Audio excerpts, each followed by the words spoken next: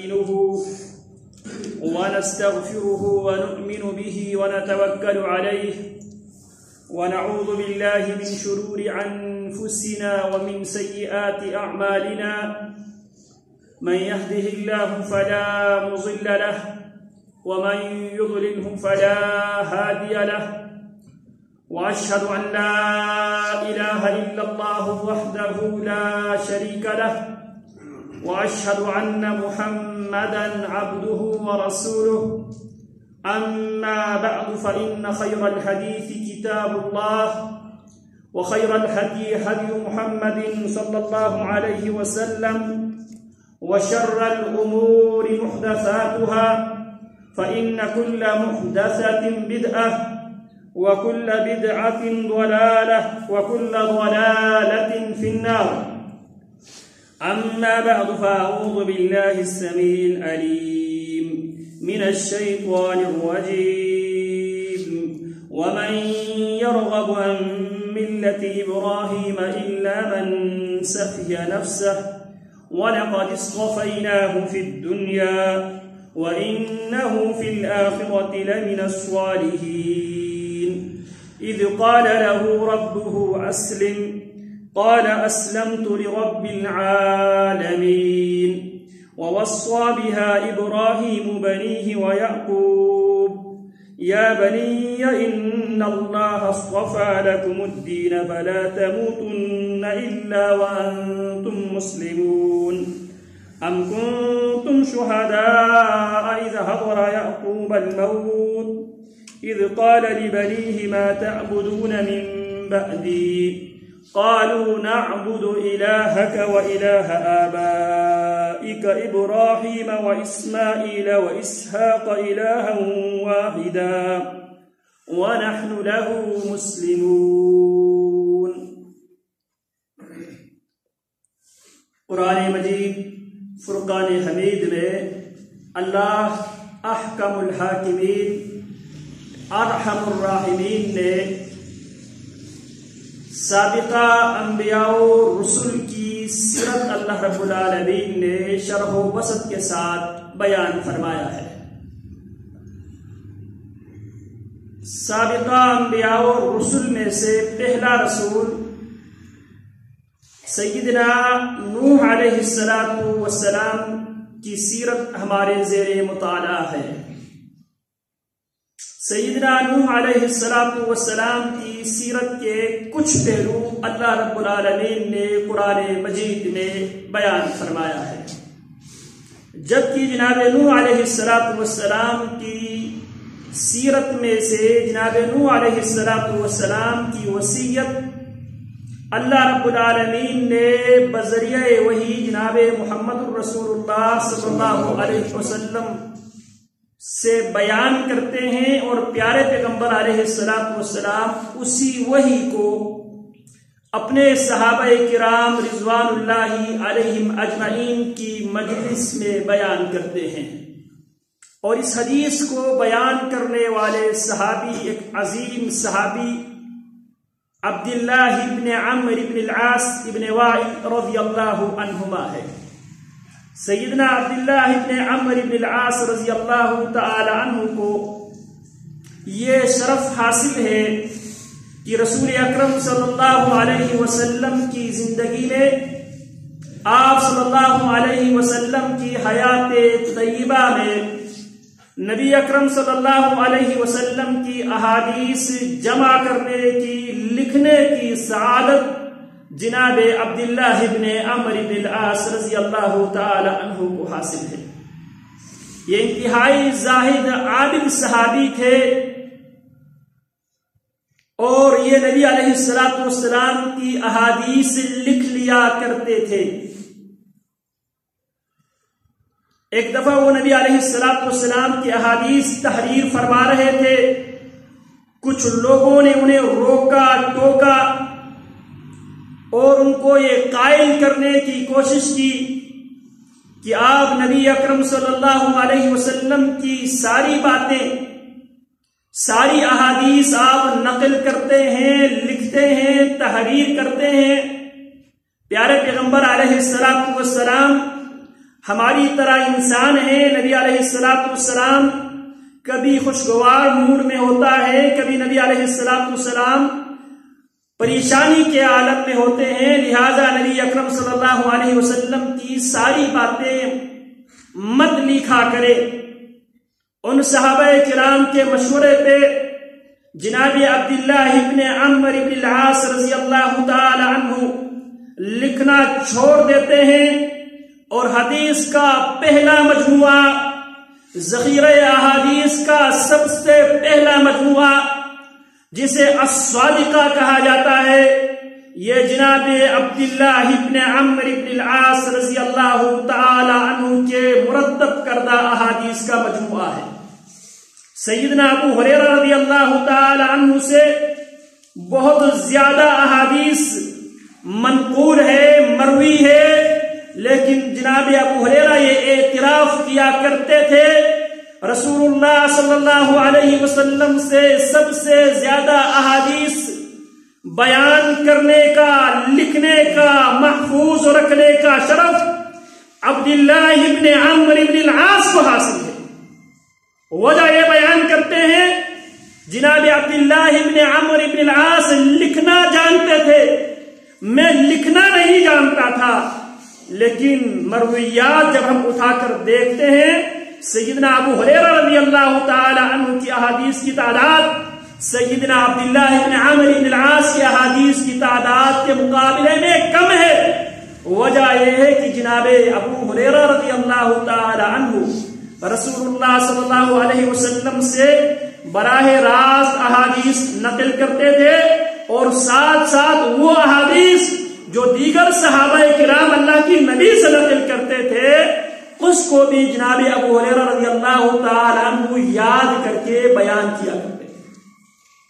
اس لیے جناب ابو ہریرہ رضی اللہ تعالی عنہ کی مرویات جناب عبداللہ ابن عمرو ابن العاص کی مرویات کے مقابلے میں تھوڑے نظر آتے ہیں.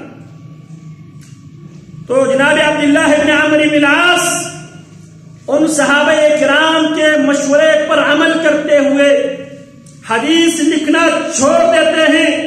رسول اللہ صلی اللہ علیہ وسلم جب دیکھتے ہیں عبداللہ ابن عمرو ابن العاص اب احادیث رسول مرتب نہیں کر رہے تو پیارے پیغمبر علیہ السلام عبداللہ سے سوال کرتے ہیں، پوچھتے ہیں. عبداللہ کہنے لگے اللہ کے حبیب مجھے دوستوں نے، ساتھیوں نے نہ لکھنے کا مشورہ دیا ہے کیونکہ آپ بھی انسان ہیں، کبھی آپ خوشگوار لمحات میں ہوتے ہیں، کبھی آپ پریشان ہوتے ہیں، کبھی آپ غصے میں ہوتے ہیں، کبھی آپ خوشی میں ہوتے ہیں. تو حضرات صحابہ کے باعث پر میں نے لکھنا چھوڑ دیا ہے. اس موقع پہ رسول اللہ صلی اللہ علیہ وسلم جناب عبداللہ ابن عمرو ابن العاص ابن وائل سے مخاطب ہو کر فرماتے ہیں اکتب یا عبداللہ والذی نفسی بیدہ لا یخرج منہ الا الحق. کیا فرماتے ہیں رسول اللہ؟ عبداللہ جو کچھ میں بیان کرتا ہوں اسے لکھ لیا کرو، اسے مرتب کیا کرو، اسے ضبط تحریر میں لایا کرو. اس ذات کی قسم جس کے ہاتھ میں محمد کی جان ہے، محمد کی زبان سے والذی نفس محمد بیدہ، اس اللہ کی قسم جس کے ہاتھ میں لوگ اس کا ترجمہ کرتے ہیں قبضہ قدرت، جبکہ اللہ نے پیارے پیغمبر نے لفظ قدرت موجود ہونے کے باوجود جو لفظ محمد الرسول اللہ نے اپنے خالق و مالک کے لیے استعمال کیا ہے وہ ید ہے. میرا رب ہاتھ رکھتے ہیں لیکن اللہ کی ہاتھ کس طرح کا ہے؟ کما یلیق بجلالہ، اللہ ہاتھ رکھتا ہے جو اللہ کے شان کے لیے لائق ہے. ہم اہل سنت والجماعہ یہاں تعویل نہیں کریں گے، ید کا معنی تعویل کرتے ہوئے ہم قدرت معنی نہیں لیں گے بلکہ ہم ایمان لائیں گے. جس طرح اللہ نے اپنے لیے ہاتھ ثابت کیا قرآن مجید میں جب ابلیس جناب آدم کو سجدہ کرنے سے انکاری ہوتا ہے، اللہ ابلیس سے سوال کرتا ہے یا ابلیس ما منعک ان تسجد لما خلقت بيدي، ابلیس کس چیز نے تمہیں روکا اس آدم کو سجدہ کرنے سے جس کو میں نے اپنے دونوں ہاتھوں سے پیدا کیا؟ یہودی اعتراض کرتے ہیں وقالت اليهود يد الله مغلولة غلت أيديهم بل يداه مبسوطتان، یہودی کہتے ہیں اللہ کے ہاتھ باندھے ہوئے ہیں، اللہ کنجوسی کا مظاہرہ کرتا ہے۔ اللہ جواب دیتے ہیں بلکہ اللہ کے ہاتھ کھلے ہیں۔ تو اللہ ہاتھ رکھتے ہیں، کیسے کس طرح نہ ہم اس کی مشابہت بیان کریں گے۔ اللہ کے ہاتھ فلانا مخلوق کی ہاتھ کی طرح ہے، نہ ہم اس سے انکار کریں گے، نہ ہم ہاتھ کی تعویل کر کے ہاتھ کا معنی قدرت مراد لیں گے۔ ہم کہیں گے اللہ ہاتھ رکھتے ہیں جیسا اللہ رب العالمین کی شان کے لیے لائق ہے۔ تو رسول اللہ کیا فرماتے ہیں والذی نفس محمد بیدہ، اس اللہ کی قسم جس کے ہاتھ میں محمد کی جان ہے، لا یخرج منہ الا الحق، عبداللہ لکھ لیا کرو محمد کی زبان سے وہی بات نکلتی ہے جو حق اور حقیقت پر مبنی ہوتی ہے۔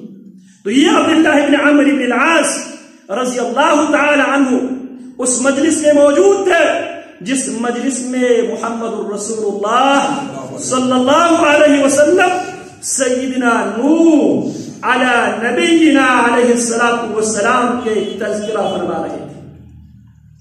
عموماً ہم صلی اللہ علیہ وسلم پڑھتے ہیں، بہت سے دوست سے سوال کرتے ہیں کیا صلی اللہ علیہ وسلم یہ مختصر ترین صلاۃ بھی کیا محمد الرسول اللہ صلی اللہ علیہ وسلم سے ثابت ہے؟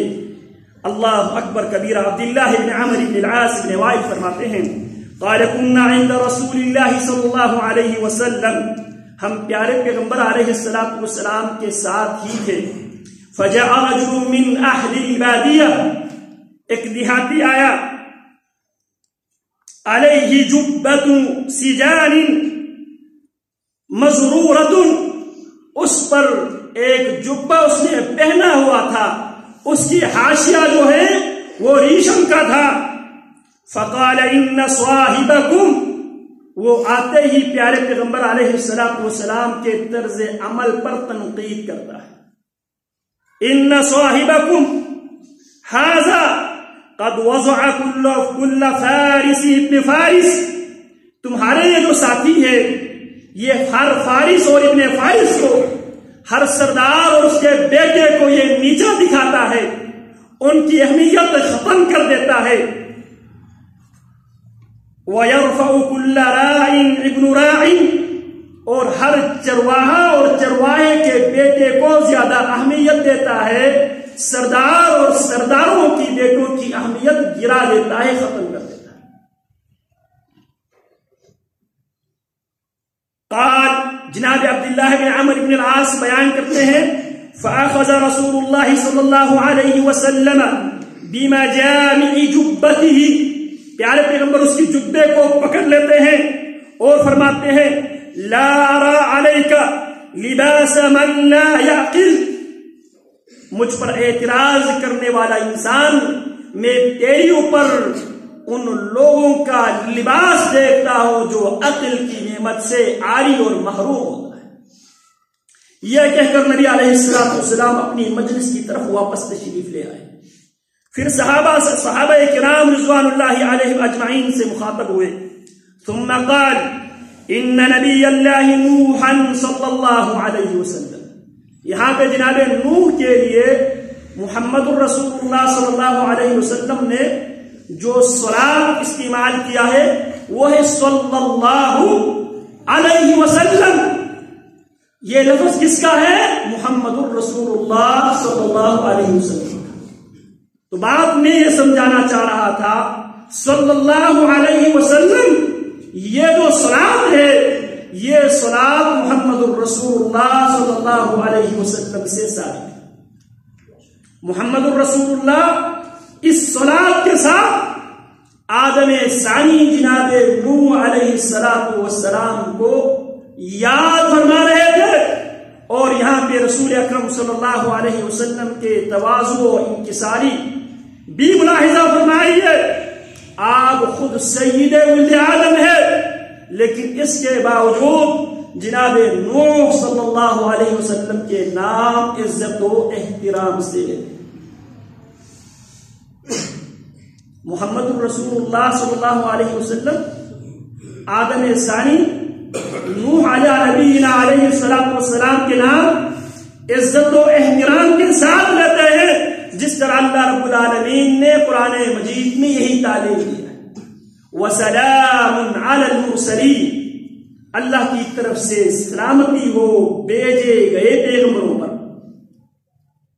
تو انبیاء پر، صالحین پر جب بھی ان کا نام لیا جائے تو ان کے نام کے ساتھ ادب اور احترام کے ساتھ ان کے لیے دعائیہ جملہ استعمال کرنا، یہ اسلامی تعلیمات میں سے ایک اہم ترین تعلیم بھی ہے، اور یہ ہمارے ایمان کی ثبوت اور دلیل بھی ہے. قرآن مجید میں اللہ رب العالمین نے اہل ایمان کی 3 جماعتیں بیان کی ہے. للفقراء المهاجرين الذين اخرجوا من ديارهم واموالهم يبتغون فضلا من الله ورضوانا وينصرون الله ورسوله اولئك هم الصادقون. یہاں پہ مہاجرین کو اللہ نے صادقون کا ٹائٹل دیا ہے. والذین جاءوا من بعدهم وللفقراء المهاجرين الذين اخرجوا من ديارهم يبتغون فضلا من الله ورضوانا اولئک هم الصادقون والذین تبوؤوا الدار، وہ لوگ جنہوں نے مہاجرین کے لیے گھر بار کا بندوبست کیا، انہیں اللہ نے انصار کہا. والذین تبوؤوا الدار والایمان من قبلهم يحبون من هاجر الیہم ولا يجدون في صدورهم حاجة مما أوتوا ويؤثرون على أنفسهم ولو كان بهم خصاصة ومن يوق شح نفسه فأولئك هم المفلحون. حضرات انصار کو اللہ نے مفلحون کا ٹائٹل دیا. پھر اس کے بعد قیامت تک آنے والوں کی نشانی بیان کی. والذین جاءوا من بعدهم، اور وہ لوگ جو مہاجرین و انصار کے بعد قیامت تک آنے والے ہیں، ان کی نشانی کیا ہے، ان کی صفات کیا ہے، کن صفات کی وہ حامل ہے. والذین جاءوا من بعدهم، مہاجرین اور انصار کے بعد رہتی دنیا تک آنے والوں کی نشانی کیا ہے. یقولون ربنا اغفر لنا، ان کی زبان پر یہ دعا ہوتی ہے، اے اللہ ہمیں بھی بخش دے. وَلِإِخْوَانِنَا الَّذِينَ سَبَقُونَا بِالْإِيمَانِ، اور ایمان کی حالت میں جتنے بھی ہمارے ایمانی اسلامی بھائی دنیا سے گزر چکے ہیں، اللہ انہیں بھی بخش دے.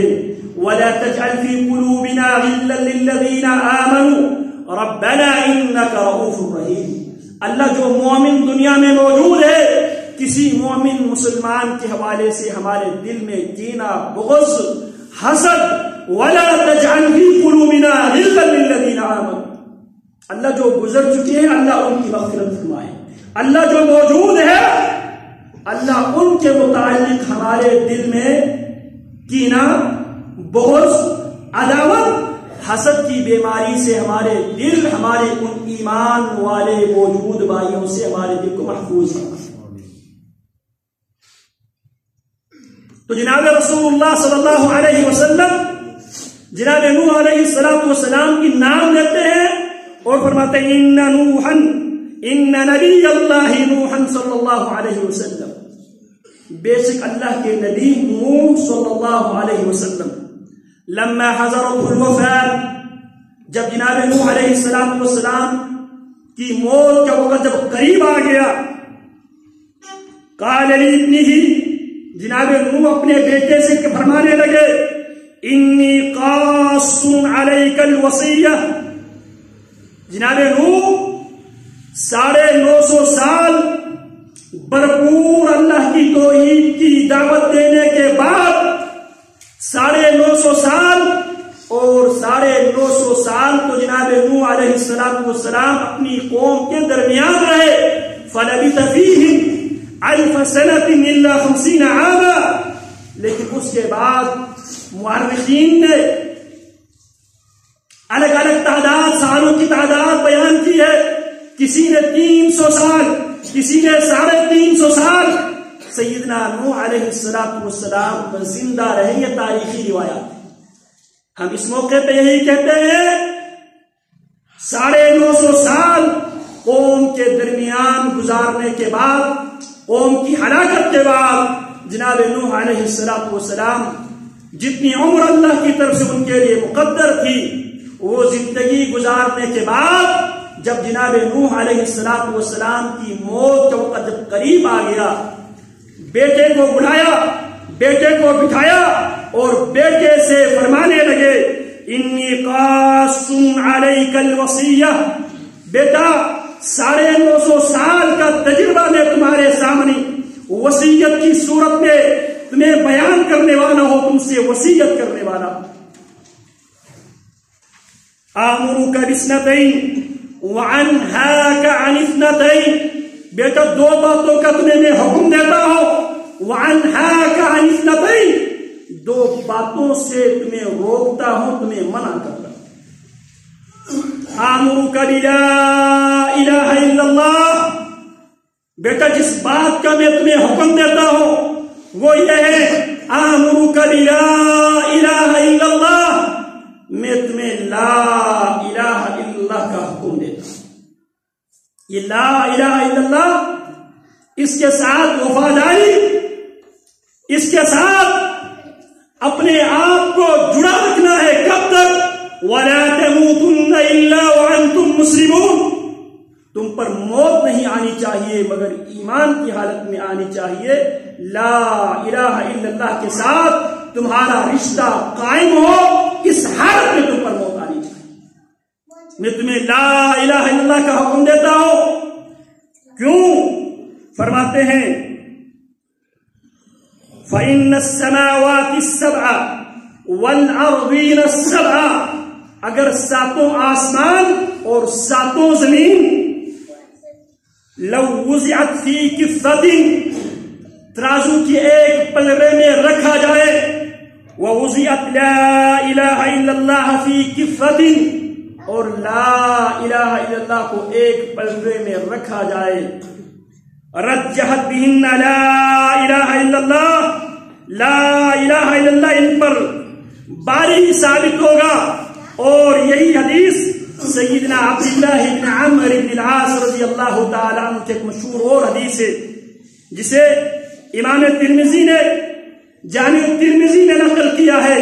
یہی عبداللہ ابن عمرو بن العاص رضی اللہ تعالیٰ عنہ فرماتے ہیں قال رسول اللہ صلی اللہ علیہ وسلم ان اللہ سيخلص رجلا من امتی على رؤوس الخلائق یوم القیامہ. رسول اللہ فرماتے ہیں قیامت کے دن اللہ کی عدالت میں اللہ میری امت میں سے ایک آدمی کو چھانٹ کر اس کو تمام لوگوں کے موجودگی میں میرا اللہ اس کو بلائے گا. بعض بات میں یوسا میرا اللہ آواز دے گا اے فلان بن فلان، حساب و کتاب کے لیے حاضر ہو جا. جب وہ حاضر ہوگا اللہ اکبر کبیرہ فَيُنْشَرُ عَلَيْهِ 99 سِجِلًّا. پیارے پیغمبر فرماتے ہیں قیامت کے دن اللہ میری امتیوں میں سے ایک امتی کو تمام خلائق کی موجودگی میں اس کو بلائے گا، اس کو الگ تھلگ کرے گا حساب و کتاب کے لیے.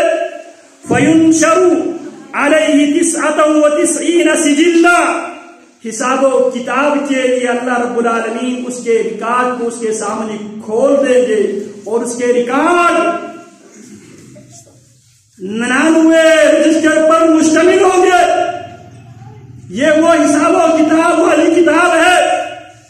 وَكُلَّ إِنسَانٍ أَلْزَمْنَاهُ طَائِرَهُ وَنُخْرِجُ لَهُ يَوْمَ الْقِيَامَةِ كِتَابًا يَلْقَاهُ مَنْشُورًا اقْرَأْ كِتَابَكَ كَفَى بِنَفْسِكَ الْيَوْمَ عَلَيْكَ حَسِيبًا. جو آج جو کچھ ہم کر رہے ہیں، جو کچھ ہم کہتے ہیں، جو کچھ ہم کرتے ہیں، وَإِنَّ عَلَيْكُمْ لَحَافِظِينَ كِرَامًا كَاتِبِينَ يَعْلَمُونَ مَا تَفْعَلُونَ. یہ کرامن کاتبین ریکارڈ کر رہے ہیں، تحریر کر رہے ہیں. وَنُخْرِجُ لَهُ يَوْمَ الْقِيَامَةِ كِتَابًا يَلْقَاهُ مَنْشُورًا، ہم قیامت کے دن اس کے نامہ اعمال کو اس کے سامنے پھیلا کر رکھ دیں گے اور اسے کہا جائے گا اقرأ کتابک کفیٰ بنفسک اليوم علیک حسیبا، پڑھ اپنی کتاب، آج تیرے حساب و کتاب کے لیے تیری کتاب ہی کافی. دنیا میں معاملات کرتے وقت، دو انسانوں کے بارے میں بات گفتگو کرتے وقت اس حساب و کتاب کو مد نظر رکھا کرو. اس دن جب کتاب دیکھے گا آدمی بے ساختہ بول اٹھے گا وَقَالُوا مَا لِهَذَا الْكِتَابِ لَا يُغَادِرُ صَغِيرَةً وَلَا كَبِيرَةً إِلَّا أَحْصَاهَا وَوَجَدُوا مَا عَمِلُوا حَاضِرًا وَلَا يَظْلِمُ رَبُّكَ أَحَدًا. کل انسان بے ساختہ بول پڑے گا مَا لِهَذَا الْكِتَابِ، یہ کیسی کتاب ہے، لَا يُغَادِرُ صَغِيرَةً وَلَا كَبِيرَةً، نہ چھوٹی سی چھوٹی بات کو اس نے چھوڑی ہے، نہ بڑی سے بڑی بات کو اس نے چھوڑی ہے. إِلَّا أَحْصَاهَا، ایک ایک بات کو، ایک ایک عمل کو اس کتاب نے کوڈ کیا ہے، اس نے محفوظ کر. تو رسول اللہ کیا فرماتے ہیں، میری ایک امتی کو تمام لوگوں کی موجودگی میں اس کو اللہ رب العالمین حساب و کتاب کے لیے بلائے گا، الگ تھلگ کرے گا. فَيُنْشَرُ عَلَيْهِ 99 سِجِلًّا، اس کے سامنے 99 رجسٹر رکھے جائیں گے، کھولے جائیں گے، اور ایک رجسٹر کل سجل مثل مد البصر، پیارے پیغمبر فرماتے ہیں ایک رجسٹر اس کی لمبائی اور چوڑائی مثل مد البصر، جہاں تک انسان کی نگاہ جاتی ہے، جہاں تک انسان کی نظر جاتی ہے، اس کی لمبائی اور چوڑائی اتنا ہوگا. پھر اللہ رب العالمین اس آدمی سے اللہ 3 سوالات کرے گے. اللہ اپنے اس بندے سے، اس مخلوق سے 3 سوالات کرے گے. پہلا سوال ثم یقول اتنکر من هذا شیئا، اللہ اسے سوال دے گا، اس کو آپشن دے گا، میری مخلوق، میرا بندہ، کیا ان میں سے کسی بات کا تو انکاری ہے؟ جو 99 رجسٹر میں تیرے ریکارڈ موجود ہے، کسی بات کا تو انکاری ہے؟ کیا تو صحت جرم ماننے سے انکار کرے گا؟ دوسرا سوال اظلمک کتبت الحافظون، کیا تیرا یہ اعتراض ہے، کیا میرے لکھنے والے محافظوں نے تیرے ساتھ ظلم کیا ہے؟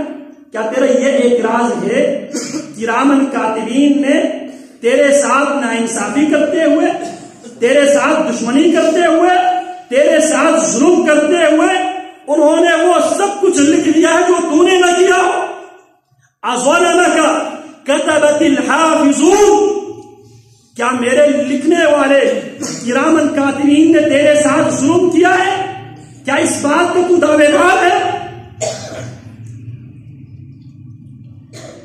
فیقول لا یا رب، وہ جواب دے گا اللہ میں ان میں سے کسی بات کا انکار نہیں کر سکتا، اور نہ اللہ، نہ میں یہ اقرار کرتا ہوں، نہ میں یہ الزام لگاتا ہوں آپ کے لکھنے والوں نے میرے ساتھ ناانصافی کی.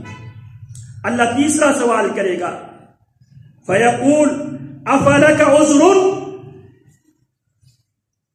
اگر تو ان میں سے کسی بھی گناہ کا انکاری بھی نہیں ہے اور تیرا یہ دعویٰ بھی نہیں ہے کہ میرے لکھنے والوں نے تیرے ساتھ ناانصافی کی.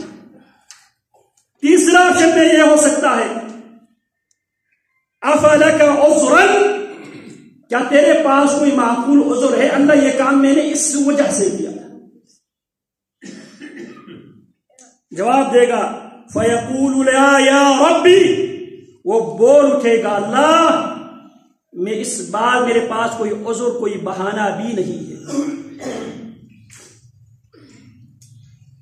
اللہ اکبر کبیرہ. جب وہ یہ اعتراف کرے گا اللہ نہ میں انکار کرتا ہوں، نہ میں فرشتوں پہ الزام لگاتا ہوں، نہ میرے پاس ان غلطیوں، غفلتوں، سستیوں، بغاوتوں کا میرے پاس میں کوئی معقول عذر ہے۔ اللہ اپنے بندے سے مخاطب ہو کر اللہ فرمائے گا بلا ان لک عندنا حسنہ، میرا بندہ نہ امید نہ ہونا، تیری ایک نیکی ہمارے پاس محفوظ ہے، تمہاری ایک نیکی، تمہارا ایک عمل ہمارے پاس محفوظ ہے۔ فَإِنَّهُ لَا ظُلْمَ عَلَيْكَ الْيَوْمِ، آج تم پر ظلم نہیں کیا جائے گا، یہ اللہ ہے۔ وَلَا يُظْلَمُونَ فَتِيلًا، فَمَنْ يَعْمَلْ مِثْقَالَ ذَرَّةٍ خَيْرًا يَرَهُ وَمَنْ يَعْمَلْ مِثْقَالَ ذَرَّةٍ شَرًّا يَرَهُ، یہ اللہ کی عدالت ہے۔ فَإِنَّهُ لَا ظُلْمَ عَلَيْكَ الْيَوْمِ، بندہ آج تیرے ساتھ ناانصافی نہیں ہوگی۔ فَتُخْرَجُ بِطَاقَةً فِيهَا أَشْهَدُ أَنْ لَا إِلَهَ إِلَّا اللَّهُ وَأَشْهَدُ أَنَّ مُحَمَّدًا رَسُولُ عَبْدُهُ وَرَسُولُهُ۔ رسول اللہ فرماتے ہیں 99 بڑے بڑے رجسٹر کے مقابلے میں ایک چھوٹا سا کارڈ، ایک چھوٹی سی پرچی، اس کے نامہ اعمال میں سے ایک چھوٹا سا کارڈ، ایک چھوٹی سی پرچی نکل آئے گی۔ اس پرچی پہ یہ لکھا ہوگا اشہد ان لا الہ الا اللہ واشہد ان محمدا عبدہ ورسولہ۔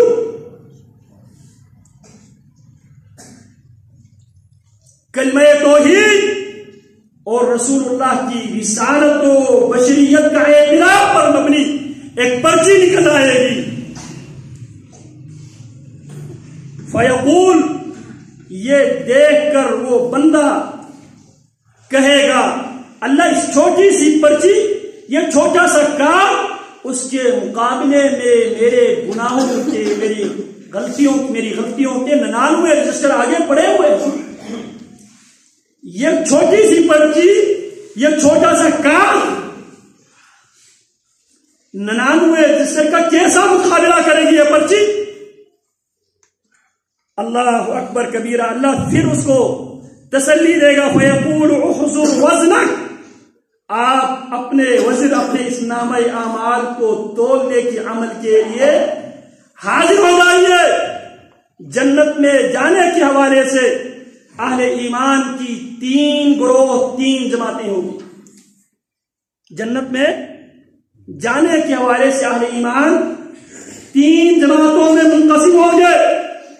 ایک وہ جو بغیر حساب و کتاب کے جنت میں جائے، بغیر حساب کتاب، اللہ ہمیں بھی ان میں شامل فرما۔ ایک وہ جماعت جو بغیر حساب و کتاب کے جنت میں داخل چلے جائے۔ ایک وہ جماعت جن سے حساب و کتاب ہوں گے، اس کے بعد جنت میں جائے۔ ایک وہ جماعت جو حساب و کتاب کے بعد اپنے گناہوں کے بقدر جہنم میں رکیں گے، پھر جنت میں جائیں گے۔ تو اہل ایمان جنت میں جانے کے حوالے سے 3 جماعتوں میں منقسم ہے۔ ایک وہ جماعت جو بغیر حساب و کتاب کے جنت میں جانے والے ہیں۔ ایک وہ جماعت جو حساب و کتاب کے بعد عذاب کے بغیر جنت میں جائیں گے۔ ایک وہ جماعت جو حساب و کتاب کے بعد کچھ دنوں کے لیے، کچھ لمحوں کے لیے جہنم میں جائیں گے، پھر اللہ کی جنتوں میں چلے جائیں گے۔ اللہ اکبر کبیرہ۔ احضر وزنک، اللہ اپنے اس بندے سے کہے گا اپنے نامہ اعمال تولنے کے عمل میں حاضر ہو جا۔ وہ کیا کہے گا؟ فیقول یا رب ما هذه البطاقہ مع السجلات، اللہ اس پرچی کی کیا بنے گی ان بڑے بڑے رجسٹر کے مقابلے میں؟ فقال انک لا تظلم، اللہ اس کو تسلی دے گا میرا بندہ آج تجھ پر ظلم نہیں کیا جائے گا۔ فتوزع السجلات في كفة والبطاقة في كفة فطاشت السجلات وثقلت البطاقة فلا يثقل مع اسم الله شيء، رواه الترمذي وقال هذا حديث حسن غريب۔ رسول اللہ فرماتے ہیں ایک ترازو کے ایک پلڑے میں وہ 99 کے 99 گناہوں پر مشتمل رجسٹر رکھے جائیں گے اور ایک سائڈ پہ لا الہ الا اللہ والی پرچی رکھی جائے گی. وہ پرچی 99 رجسٹر کو اوپر اٹھا لے گی اور وہ جنت میں جائے گا. یہ ہے لا الہ الا اللہ کی طاقت و پاور جس کا سیدنا نوح نے اپنے بیٹے کو وصیت کرتے ہوئے فرمایا تھا آمرک بلا الہ الا اللہ. میں تمہیں لا الہ الا اللہ کا حکم دیتا ہوں. ساتھیوں یہ بات ذہن نشین کر لے. ہم عقیدے پہ منہج پہ اس لیے زیادہ بولتے ہیں. یاد رکھو عقیدے میں اگر 99 نمبر بھی حاصل کر لے آدمی جہنمی.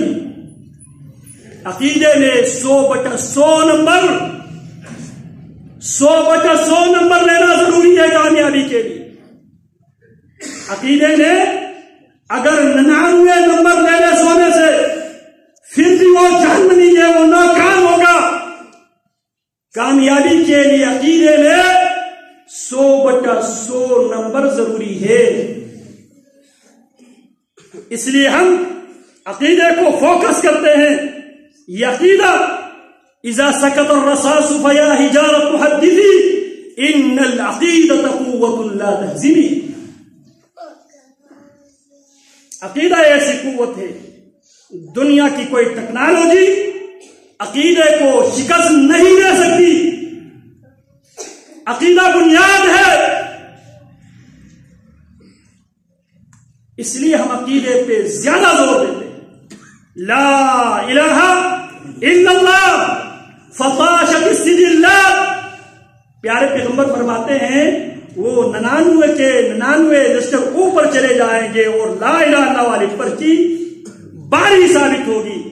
لیکن یہ اس کے لیے ہے زبان سے لا الہ الا اللہ صرف کہنا کافی نہیں ہے. لا الہ الا اللہ کو سمجھنا, لا الہ الا اللہ پر عمل کرنا بھی ضروری ہے. اللہ اکبر کبیرہ. جناب نوح علیہ السلام پھر لا الہ الا اللہ کی ایک اور پاور بیان کرتے ہیں.